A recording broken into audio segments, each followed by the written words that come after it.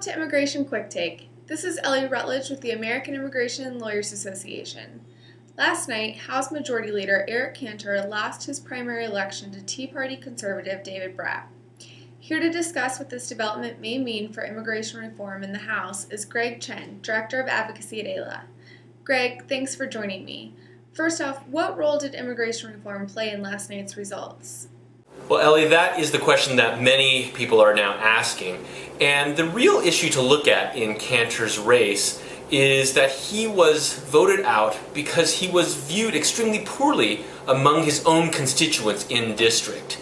A poll that was done on Tuesday night, just last night, of registered voters in Virginia in his district generally showed that Cantor was polling very badly. He had a high disapproval rating in his district.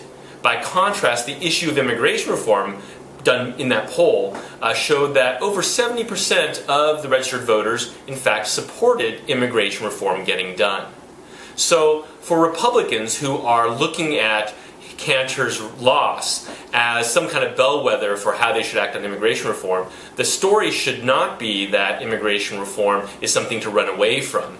In fact, this was more of a measure of how much Cantor was liked or disliked. And primarily, the issue here was that Cantor was seen as not spending enough time in his own district.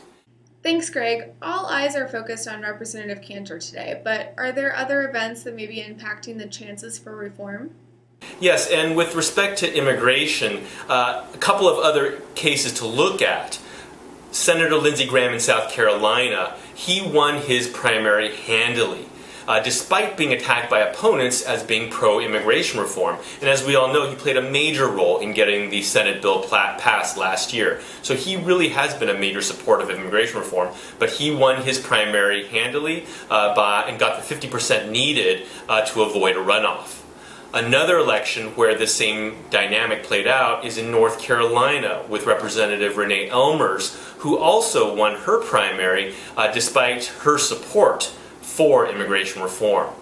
One note that I would just make about Cantor is that even though he was attacked as being pro-immigration reform, and that he did talk about a proposal that would help children, such as the DREAM Act, he also waffled on immigration and never really came out in support of it. So he tried to play the issue both ways, and in a sense I think his lack of leadership worked against him here.